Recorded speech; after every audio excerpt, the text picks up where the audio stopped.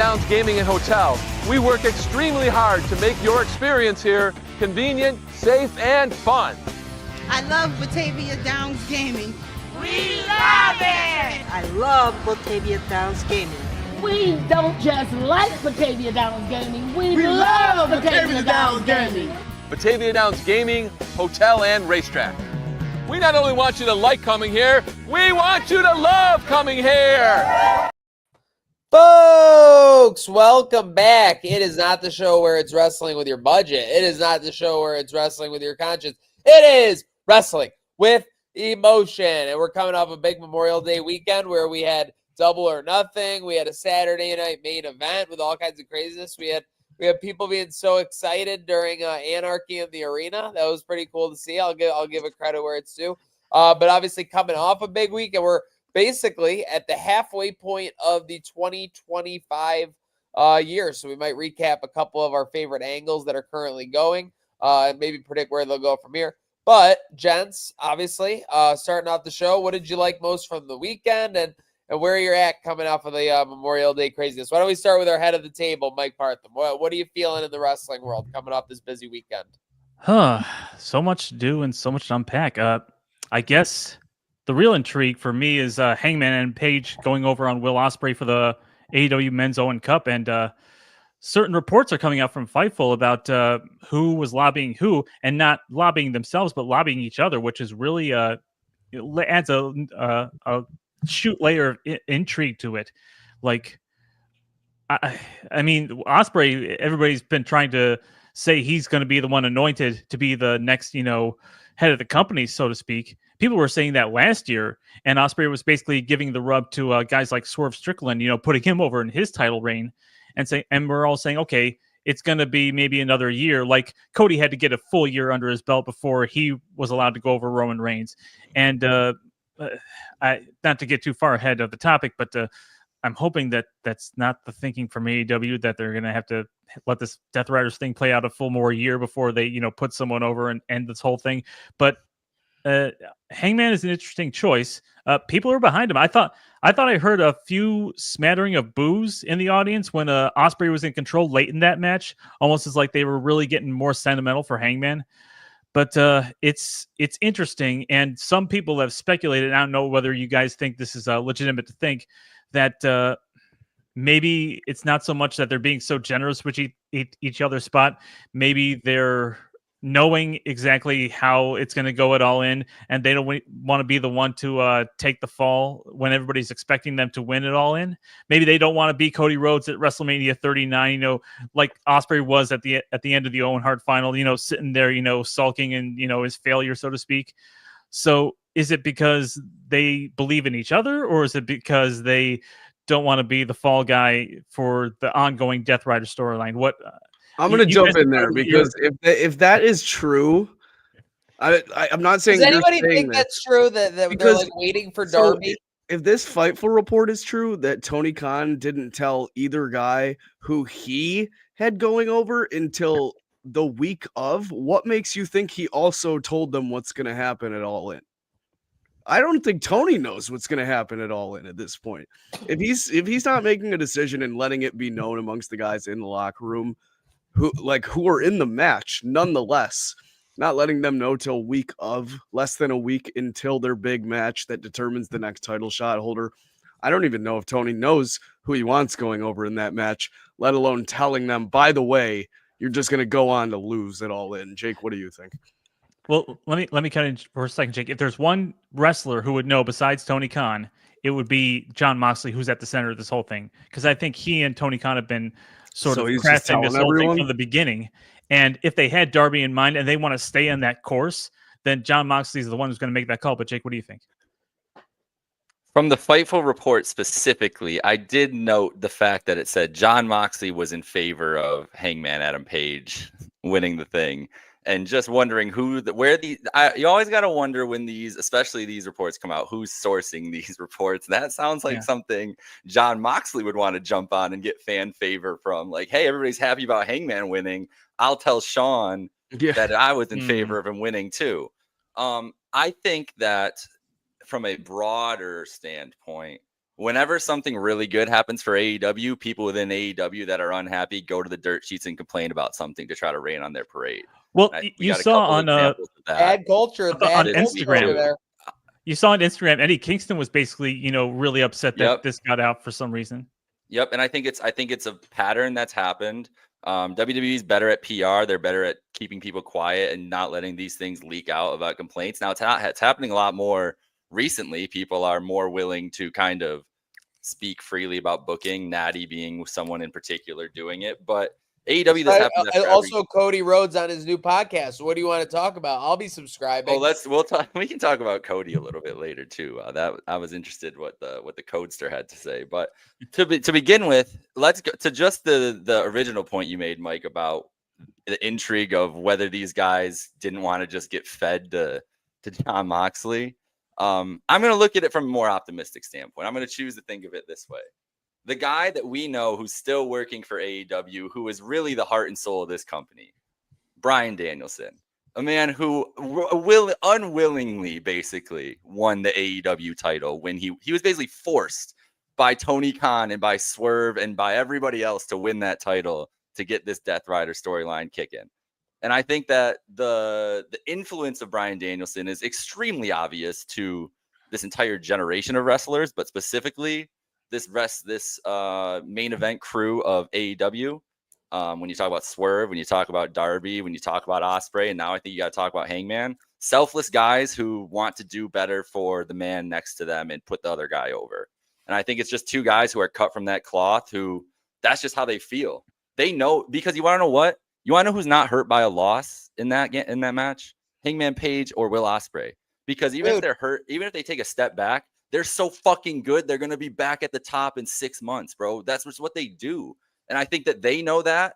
And as performers, they're confident in that. And if it comes down to that, if they feel good about it, then who cares? Who cares if I win the title? I'll get a title. I'll still be over. I'll still make money. That's all that's important. If it's helping the show and I'm part of the team, which has been the culture around this dynasty era of AEW, then we're all for it. And if Hangman's the guy right now, then we're all for it. I think that's kind of what it says more than anything.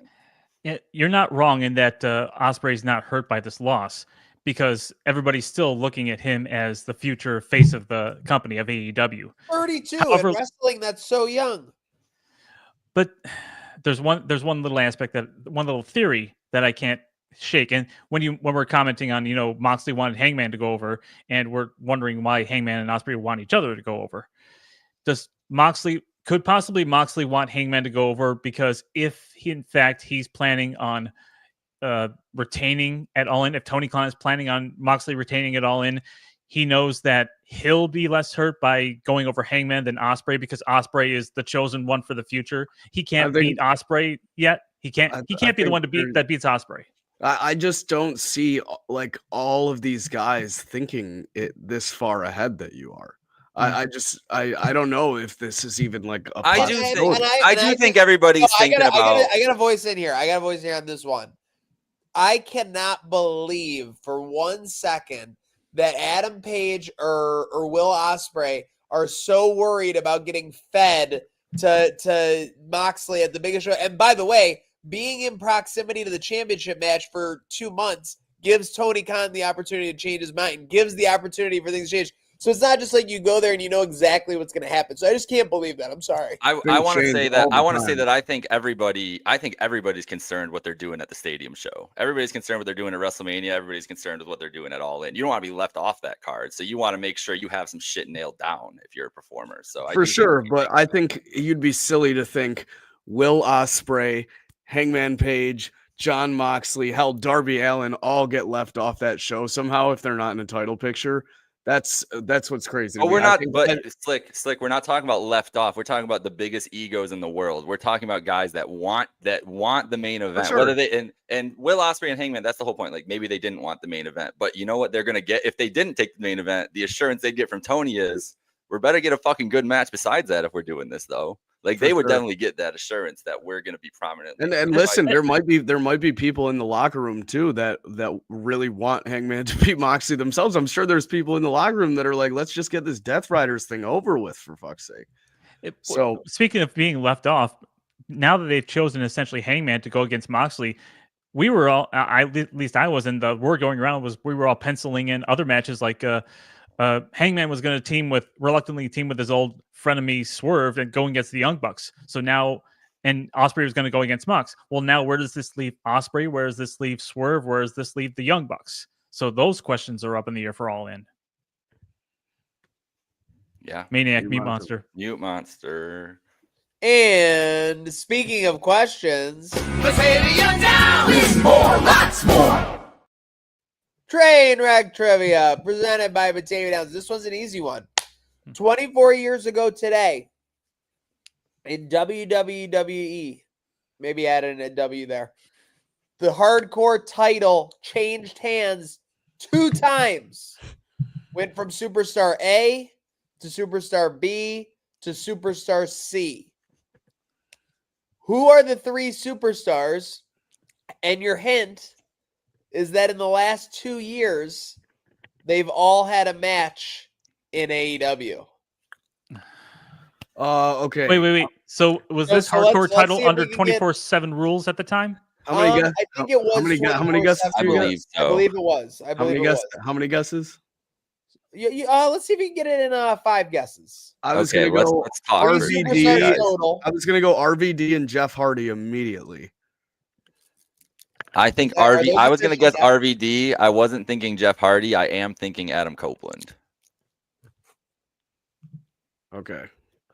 I'm trying to think of a third here. Another one's got to be like, it could be like Billy Gunn or something. Like it could be like, it's got to be someone not like it's not a main eventer in here that this would be brought up. We recently saw Rhino in AEW. Oh? Would he be a guy?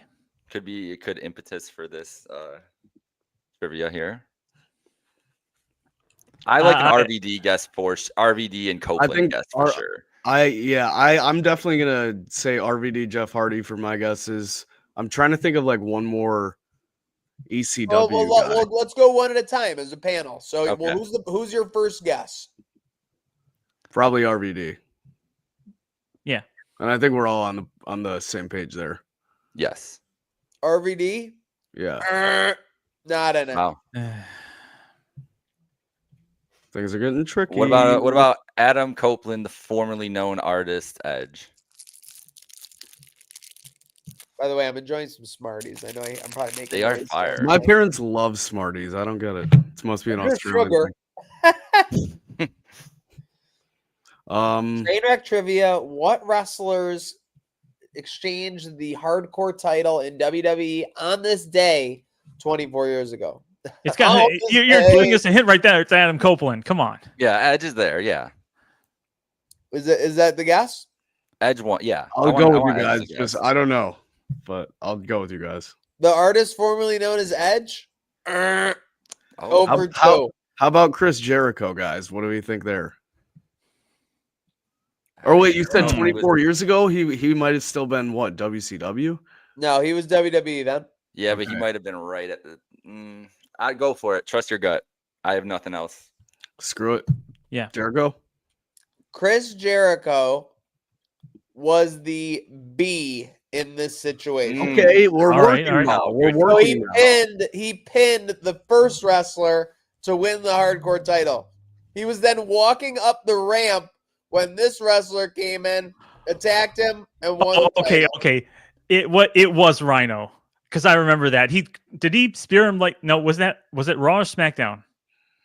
I think a Raw. So Yeah, Rhino, Raw. You know what? Either way, it seems like a was Rhino thing to do is spear him through the stage. So it's Rhino. So C was Rhino. We got Now we 2. just need A. We need A. We need the So original. C is Rhino. Yes. I didn't give it all away, but yeah, when I say attack, it's kind of the So gore. okay. So you said 2 out of the 3 were AEW, right? No, all 3. Oh, All 3. Oh, yeah. wow. All 3 Oh have my had God. matches. Hold on, I want to It's double not check. This. Christian. Stand by. You said not Christian, Micah? I don't think it would be Christian at this point. I don't either. I don't think it would be Shelton. Oh, that's He is around this time. I don't Yes. think he was Okay. ever around the Just to be hardcore clear, title. my point stands that all 3 wrestlers have had a match in the last 2 years in AEW. Could it be Lashley? Could it be? No, it's a little too early. I'm thinking Jeff Jarrett or Billy Gunn Partham. Let I'm just trying to This think of one's guys that were tough around at that time. because this guy, like you never know. think that this guy's a hardcore guy ever, but like he was just kind of being used in like everything for WWE at this time. Oh, what? Yeah, wow, that's Everything. that's interesting. This guy, players.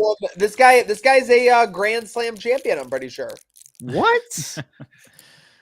Oh Well, then, man. okay, I was thinking Goldust. It can't be Of what Goldust because I promotion? seem to remember him having a hardcore title reign, but it can't be Goldust. Grand Slam champion. Let me check his thing. Stand by.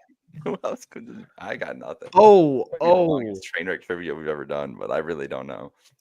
Yeah, this guy held. Ooh, hold on. That'll give it away if you say all of it. But No. All I'm just saying is Say he all of it. held the heavyweight title. He held the Intercontinental title. He held the tag team titles. He held the yeah. then is it Christian? What else? Because Nope, there's not him. only, Is I that don't know all? who's another. Are those all I the mean, belts he held? No, he held. Stand by. Mm-hmm. Tag team championship 3 times. U.S. title once. Intercontinental title once. Hardcore title 3 times.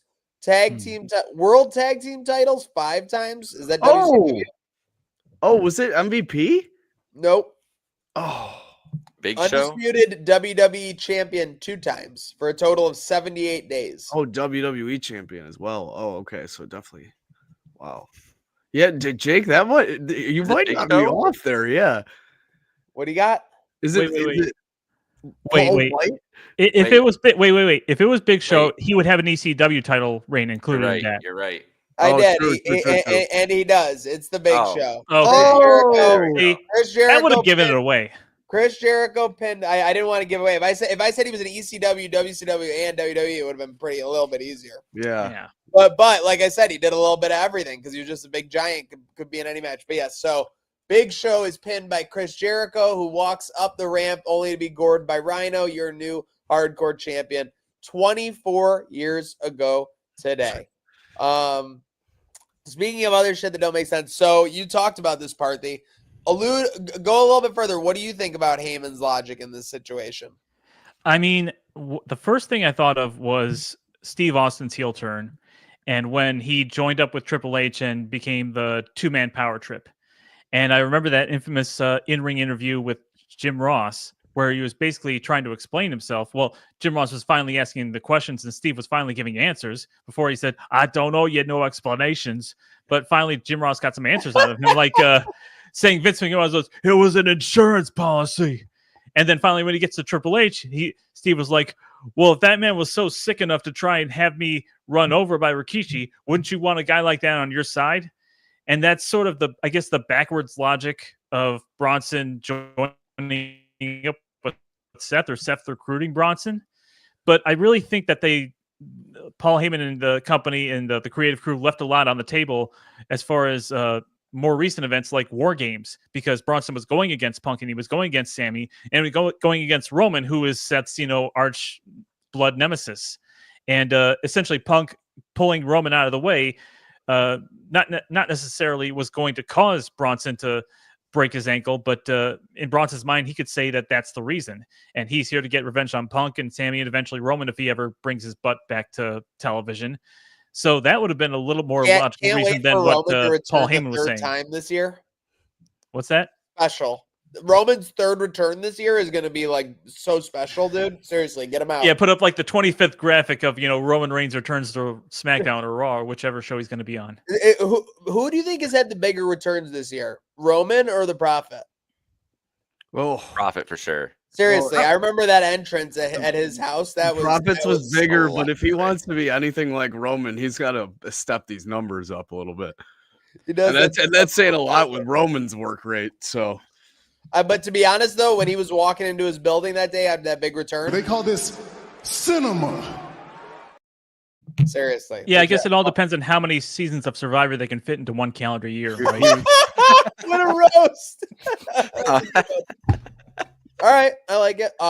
Speaking of, so we talked the men's open final. By the way, like at the end of the day, Osprey, a guy who like is your main star, like being able to take losses and put other stars over, don't you love it? Like, isn't that what we want from Mercedes at this point in her career? Dude, and Like, it's so crazy because everyone thought like when Will Ospreay came into AEW, he was just gonna beat everybody, skyrocket right to the title picture. They were surprised when he even began to take losses, and now here we are. They're surprised again.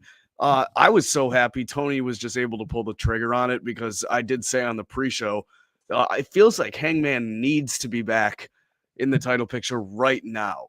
Just he's a guy that is such a top guy that you can't have lose this many important matches in a row. Whereas Osprey, they've already proven that they're willing to give him a loss to help the better of the program.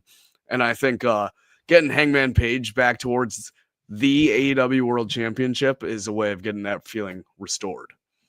It's also the last note on it is it was the first match they ever had. So now it sets the tone for their every single interaction they have going forward. Yeah, those two will not really just wrestle that. though. They will not just wrestle that one time. no, Osprey's gonna get that back for sure. Ain't no doubt on that. Who knows? It could be for a world title again down the line. And the rest of Double or Nothing was very strong though, very very fun card. Mike Speedball just him and Okada. He brought something out of Okada he hasn't had in AEW yet. Honestly, that was a really fun match. Anarchy in the arena we got to touch on though. How do you feel? Anybody want to start?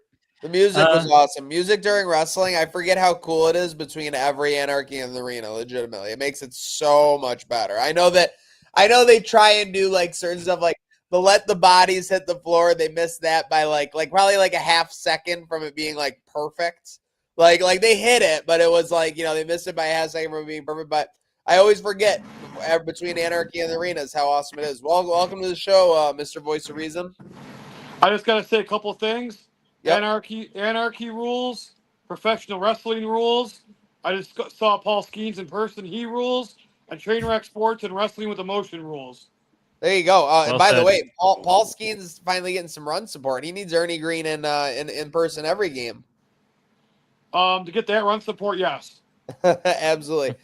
Speaking of fireballers, so Ernie, we were just talking on some stuff. Let's talk about this next topic, though. Actually, yeah, let's talk about this one, and we'll finish on our favorite 2 to 3 angles currently in the world of wrestling. But we had to mention this, Ernie. It had been a while since WWE had a real snafu.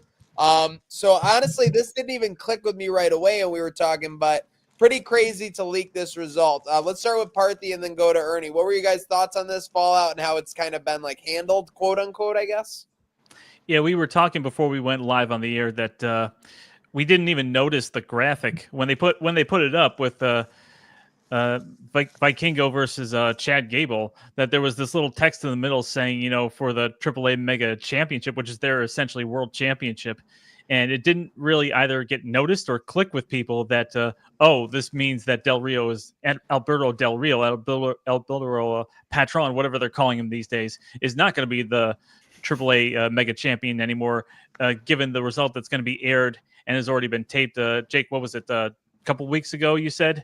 Believe so, yes. Yeah, was this like a regular TV taping for them or like a special event, like a Saturday Night event type thing?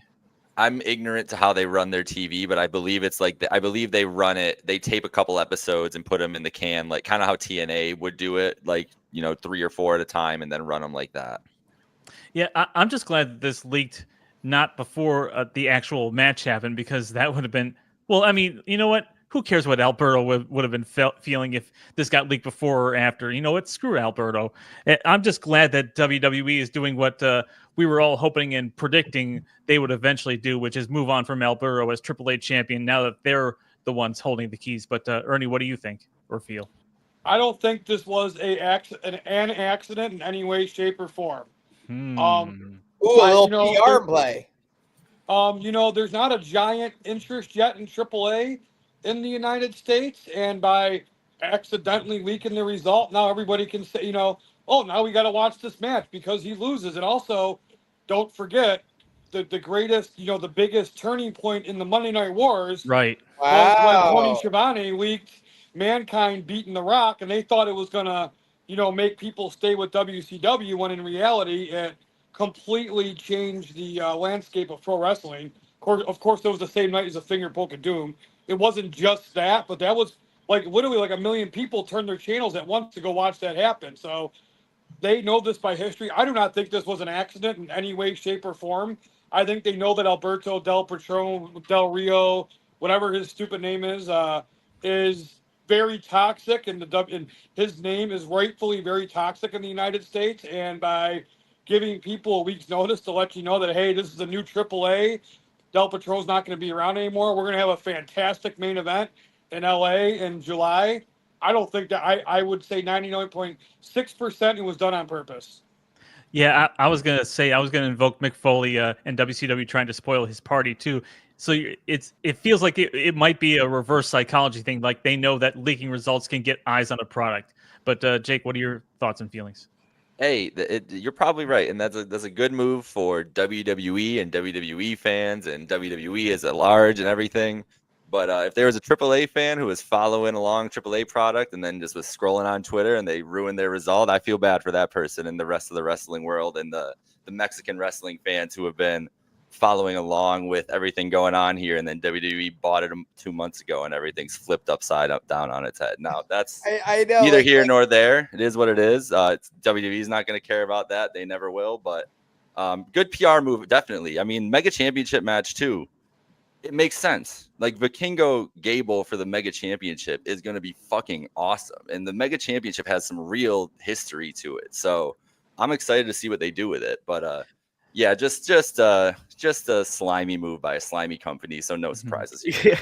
Real quickly, are we surprised that they're not doing Vikingo versus El Grande Americano, or is that match down the line? That's what Jake and I can I give you my book? Yeah. When it came up on the TV.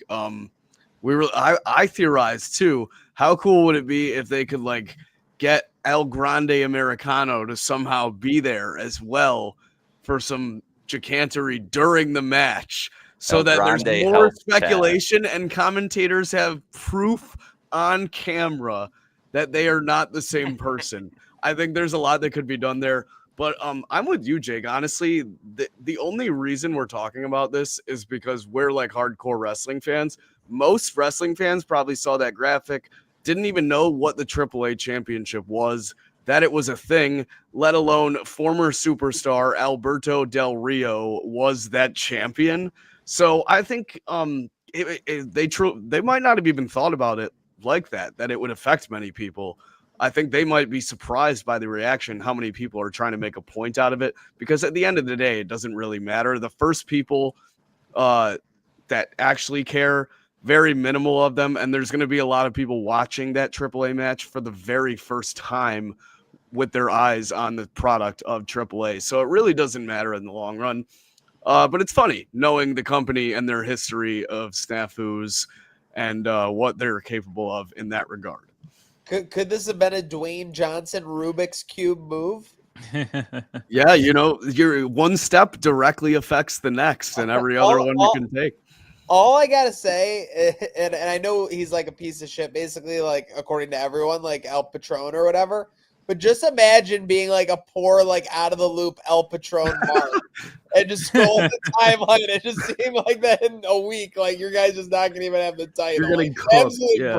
You know what? I don't care how many El Patron marks are out there. That's true. Yeah, they deserve it. I've only got one thing to say about Alberto El Patron losing his mega title. Bye-bye, bitch. Well said. Well said indeed. Let's close it out with some Kurt Angles. So typically on the start of the show, we talk about our favorite thing in wrestling. I figured since we are basically just short of the halfway point of the year, and obviously we're on a reload off of some pay-per-views and some PLEs and some, premiere events, might be a good time to chat them up. For me, I don't think I'm rewriting or stealing anything here. I mean, I think everyone probably agrees.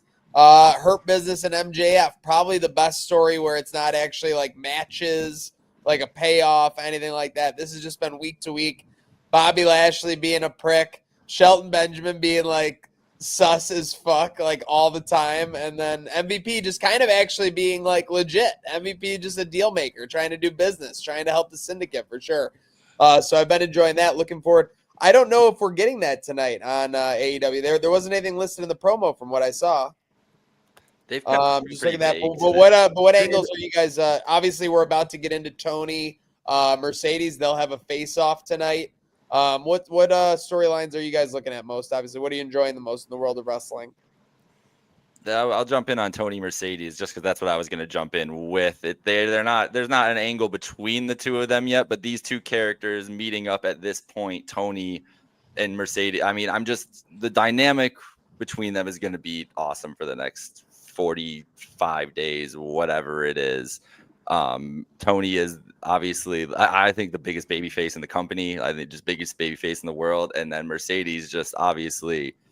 Kayfabe, non-kayfabe, whatever, the starkest contrast, and I think they're going to play that up wonderfully, and I'm excited to see what direction they take it with that face-to-face tonight. So really excited about that, and just also you want to talk about some women's wrestling stuff. There's women's wrestling chaos all over the place. NXT had chaos all over the place too. Great women's wrestling all over the weekend though. Liv Morgan back in WWE. Obviously big angle. The judgment. Let's talk about the Judgment Day angle. What's Dom getting into, bro? Come on. I mean, Dom's a dastardly individual, but like it's tough being Dom. You know what I mean? Like you're the Triple H an absolute menace. He's just like, what if I had Dom Mysterio hook up with every woman on the roster? I mean, dude, I know the guy's married, but like if you're that guy in that situation, how can you not celebrate? He talked about this, I believe, on an interview previously. I think it might have been with Logan Paul, where he just talks about how his wife is so chill, where, he could be, have Liv Morgan all over jumping his bones all over on Raw. And she just texts him like, hey, I'm going to go pick up some groceries later. And it's like, she just no-sells the whole thing. Well, in terms of angles and such, Maniac, the photo you brought up was that, first of all, that outfit Swerve came out. That could be a great new angle. Everyone knows. By the way, this Saturday, I saw in person my favorite, the Elite Hunter. I saw him in person, Frankie Kazarian. I didn't yell out Elite Hunter because I didn't want to offend his professional. You also saw our Tribal Bunny. I did. Everybody was there, man. Yeah. It was crazy. I saw the Mountie, and he wasn't resting until he got his man. Oh my God. Ernie. Well, in terms of Swerve though down the line, I think Partham. I don't think the tag match versus the Bucks is completely out of play. Maybe Kenny joins there.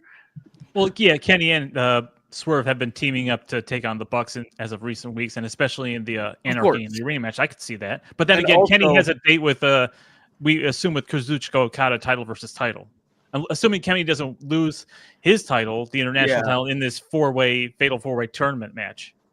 Oh my God, look at that match. Jesus. Kind of crazy, Brody King, Josh. I like a good Brody King. I will say too, I think after the Heyman talk about don't worry, your title's not at play, this, that with Seth, John Cena is probably going to need an opponent for Crown Jewel. So I think the Joker leader of this new faction might try and find a way to finagle his way into that title picture somehow with the wise man. Cena's leaning into the ruining wrestling thing by going after Uso. Well, yeah, that was a great play on their part to have him going after a really popular guy, and not just he's been low blowing guys and distracting referees or referees down to win matches as of the last 2 or 3 times. Cody, Randy, and of course R-Truth, but hardcore Cena fans are going to cheer that regardless. But you put Cena and put him in the business of someone that everybody loves universally, like Jey Uso, they're really going to start turning the screws on trying to make people boo John Cena. So I thought not only going against the guy that everyone loves, but also trying to help out the guy that everyone hates as well. Cena needs to attack him mid entrance. Oh my God! Nobody's done that yet, really. Down the stairs through the audience. Or literally just the back of the head. Oh, have him do one of the old school where he cuts the promo right to the camera before he walks down the entrance, but just have Cena right there and clock him he doesn't even get out. Yeah, no, he's about. You know what? Have Cena while R-Truth's in the middle of the aisle doing this with a little kid by his side, and have Cena clock him right then, and then start beating him up right in front of the kid and just holding his face to the kid look what you made me do. It would be good if they got a plant kid. I'm not gonna lie, because they would probably have to. He's really been making a point of it to get a kid, and they do the official spot, it's a thing for sure. If they got a plant kid, I would mark it. It's knocking him out right. Plant kid is crying, and then Cena picks up the mic, and he's like, "Look at how embarrassing this kid is. This kid's gonna grow up to be a failure." Ernie, where are you on the Cena angle coming out of Saturday Night Main Event? You know what? Like, he's just a giant troll, and it's hilarious. Like, the whole like last champion ever. The whole like I'm the only man that's a champion. He's just like, it's hilarious. His facial expressions are hilarious. He's like a delusional person. I love it. I loved the pay-per-view on AEW on Sunday. I thought everything was great. I think my favorite thing I'm most looking forward to, and I hope this is what's happening, is 10 years ago we had the Women's Revolution in WWE when the three of the four horsewomen came up, Sasha, Charlotte, and Becky, and I think that we're going to have another Women's Revolution coming up. There's so much young talent coming up. I heard that there's going to be a match at Women's Evolution between Bayley and Becky, and my hope is that match gets interrupted by 4 or 5 of the new guard and just completely destroy both of them. And then just completely come in the ring and just destroy. They're having a banger match, like match of the year. And then like Stephanie and all of them come in and just beat the living crap out of both of them. They beat the crap out of them, and then they all wait in the ring to reveal who their fearless faction leader is, and in comes none other than the glamour Mariah May. Oh, I mean, listen, I'm for anything that includes Mariah May, so I'm good with Me that. too. Anything in this world that includes Mariah. Dude, if Sean McDermott came out and said we got a new nickel cornerback and it's Mariah May, whatever. I'd have a jersey. There's very little that jersey WWE can do right out the gate that would be as cool as that. Her leading a faction like right in for sure. There's nothing cooler than commanding a faction. So I predict, all these women who are coming up are just like completely talented. They're amazing. I think the women's match at the Survivor Series, the War Games, is going to be like the old guard versus the new guard. That's like my prediction. Okay. I like it. I think we are in for a great second half of the year wrestling. We are into the end of the second half on this show. Any final thoughts before we sign off, boys? Speaking of the women getting called up, shock title change over at NXT. JC Jane over Stephanie Vaquer. I mean, we thought if Vaquer was getting called up soon, we figured, Jordan Grace would go over her, but she's getting called up right away as it is. So they're both getting. We all knew that they were all, including Julia, really ready for the main roster, but they wanted to get their feet wet in NXT, and a couple of them got title reigns. But now they're just going to go right to the main roster, and Mariah May might be main roster ready, but she might want to get her feet wet in NXT once her contract runs out. They might need her there. Kind of crazy. I think I don't think she'd have a say, but I certainly don't think she'd want to start there. With all these women getting pushed onto the main roster right now and getting a spot. Where's her spot? I think that's what Cartham is. Yeah. No. I agree. It is tough with all these women for sure. And the evolution's going to be it's going to tell us a lot about where they're going to be at going forward, who they're going to prioritize and whatnot. If Mariah goes to NXT, she's not long for NXT if she goes there. I mean, I would predict that she's up by next Mania season at the very, very, very, very latest. If she's going to go down there, it's just going to be for a short period of time. Yeah, that's a decent run till next Mania or sooner than that. I think that's fair, yeah. And that's an if. I will say that every WWE person seems to be kind of giving her a little push on their own like personal media when they're kind of like posting pictures with her in the background and stuff and things like that. Like, she took a direct shot at AEW for the hotel room today. So that was what happened there? I only saw it muted. She was talking about the hotel room. They gave her a shitty hotel room compared to everybody else. They gave her a shitty hotel room. The other company doesn't give you hotel rooms. So I mean, I don't know what she's too worried about. What's a shitty hotel room? Like, the room was like I want to say, fine to me. I want to say, she went, oh, look at this view. If the hotel is not in downtown Chicago, there's no view. The best view you got is of the train. Like, yeah, you got a train. You got like a Chick-fil-A. That's what maybe a Chipotle. I said, oh, baby, you can come ride this train all you want. Speaking of disgruntled AEW female wrestlers, acting out on Twitter a lot about. What about Deonna Purrazzo saying, she might be on Dynamite during the picture-in-picture, and she's riling up people. Listen, I like Deonna. I think that's where she deserves to be. That's where she should be right now. Yeah, there's so think she's good enough to be on television. This is the most momentum Where's the time? in a very long time, Partham. There's not a lot of room for her on TV. Yeah. I mean, 2 or Unless you 3 want to meetings do match DVR collision per and- week, they could sub her in. Unless you want to They gave her a fair chance to get herself Huge over. and- push out of the Yeah, gate. she had It was a title crazy. match right away. I don't think you're Look, seeing her maybe on that's TV. the problem. We should stop giving new signees title matches right away, like they gave to Mina Shirakawa, like they gave to I'm blanking on names now. Megan Zane. But Mina's Parthy- way more over than Deanna's ever been, even before she to showed put a up. bow on this whole episode, then you have the Osprey situation where people are like, "Why isn't this guy winning a title?" So literally, like that, it's a very delicate balance, and we all agree on that at the end of the day. I think the only time you'll see her on TV anytime soon is Saturday nights. Well, I don't think she's gonna be on TV anytime soon now. After she, Yeah, well, actually, probably not. On time, obey. It would be bad funny if Tony set it up so she was specifically on the picture-in-pictures going forward. Oh, that would be a She good. did a tag match and she tagged. She should be like the number one picture-in-picture rated wrestler or something like that. The picture-in-picture championship. Yeah.